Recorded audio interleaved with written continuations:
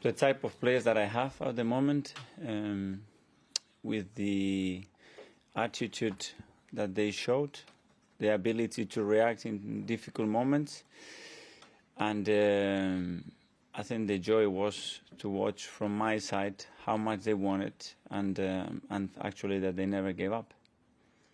It's almost exactly a month since your first game in charge, which is away at Bournemouth as well. So how have you seen the team progress in that month? A lot of things that I wanted to implement, not just towards the players but around the club in terms of the culture, I'm seeing very good signs in progress. A lot of things about our way of playing and our style as well, even though the circumstances in some of the games have made it a little bit more difficult than expected.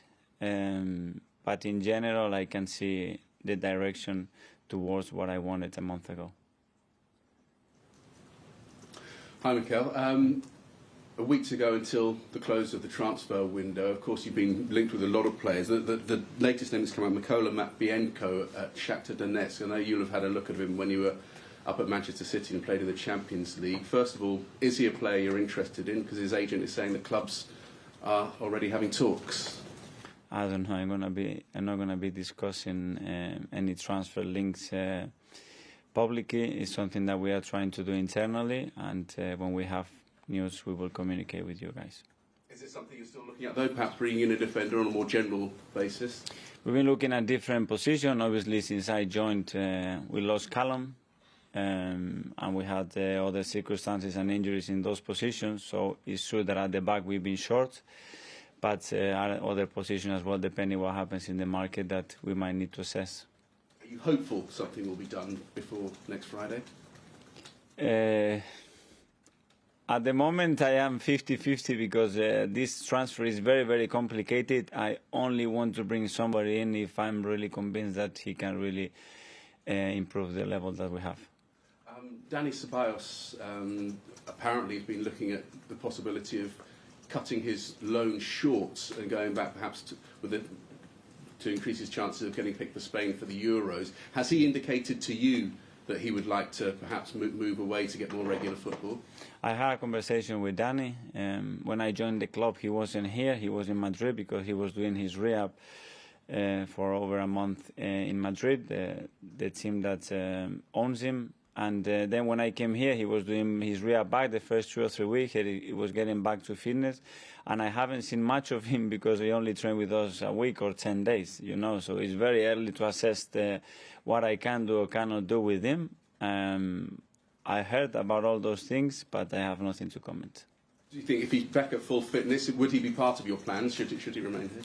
He needs to get back to fitness, fight for his place like any other team, and after that we will make the selection that I think is fair with what I see on the pitch. And just one more transfer line, and I know you don't want to talk about specifics, but there's one that came out from Spain overnight about Aubameyang suggesting he had agreed a deal with Barcelona. Can you just clarify what the situation is with him and also thoughts towards his contract in the future? As far as I know, I think a week ago after a game at home, we were discussing that he said he was so happy that he didn't agree with the things that were writing in the media, and he has his future here, and I'm so happy with that. So that's where I'm standing at the moment. We're going to look ahead to the cup game against Bournemouth. You had success here as captain, winning the FA Cup, and you saw what it meant with the parade that you had when they won the first trophy for a good few years then. Is this a way to perhaps get the fans back on side? As you talked about in your first programme notes, that you needed that energy to get the fans back on side. Would a good cup run go a long way towards doing that? Well, when Rob was asking me about the things that we've done in this month, I think for sure one of the most important things is create that connection again with the fans. It's a long time ago, and this is the people that has been here for a long time, that we haven't seen the fans react and support the team how they did against Chelsea. It was incredible. At some stages we thought we were playing at home, you know, and the amount of support they gave us, it was incredible in difficult circumstances, and I'm so proud that they feeling a little bit closer to the team now. How high a priority is the FA Cup this season, given the position you find yourselves in the league? We're going to fight for every competition that we are involved. I know what it means for this club to win that competition. We need to get back winning. We need to get back being up there and everybody talking about us. And this is a great competition to try to do that. And in terms of Bournemouth, what are you expecting from Bournemouth? Because they've got a real fight on their hands in the Premier League. Are you thinking that they might be a team that perhaps isn't as focused on the FA Cup as you would be? I think after winning a game, the manager, for sure, he wants some continuity. He wants to build on that, build some momentum of that to give confidence in the team. So I'm not expecting them being any relaxed. And in terms of your team selection, obviously Socrates is back training, I understand. Are you looking at making changes, perhaps giving other youngsters a go, or will you be good? In the next 2 or 3 days, we will assess the training session, how is everybody, and after that we'll try to pick the best possible team to win the game.